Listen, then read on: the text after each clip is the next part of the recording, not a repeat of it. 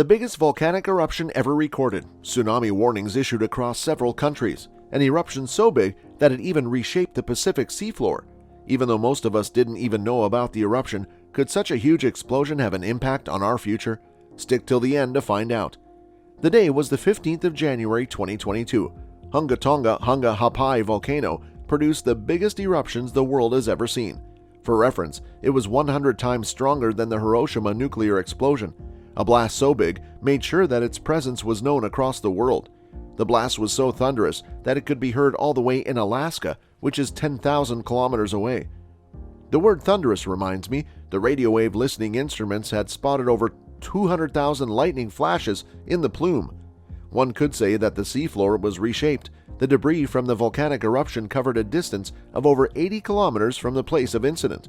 When we hear volcanoes, we often picture a tall mountain with a hole at the top with smoke coming out of it. But what might surprise you is that this volcanic eruption actually happened underwater.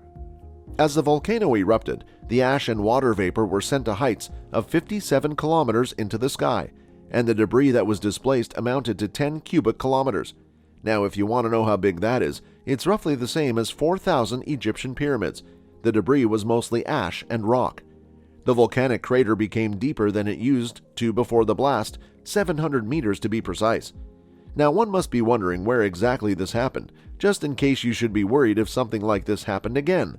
The volcano was located in the South Pacific Ocean as part of the Tongan group of islands. It is surrounded by the Fiji Islands, Wallis and Futuna, the Samoan Islands, and it's about 1,800 kilometers away from New Zealand's northernmost island. The volcano is a part of the Pacific Ring of Fire. As the name suggests, the Ring of Fire often has earthquakes and volcanic eruptions. 75% of the world's volcanoes belong here. Interestingly, the volcano was declared dormant on 11th January of 2022 because the volcano's activity had considerably reduced. That didn't last long. Just 3 days later, on the 14th, a day before the bigger eruption, the volcano had an eruption which sent an ash cloud up 20 kilometers. Even though this wasn't as big as what was to come, the Tongan government did issue a tsunami warning. Usually underwater volcanic eruptions don't cause tsunamis, but this wasn't just another underwater volcanic eruption. The magnitude of the explosion caused a tsunami. The tsunami had waves that were 15 meters high and resulted in an estimated $90.4 million worth of damage.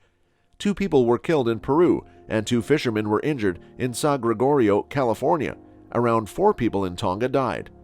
The damage caused by the volcanic eruption doesn't stop there. The islands that are near and around the volcanic islands have inhabitants. The islands around Tonga have been covered with ash sent by the explosion.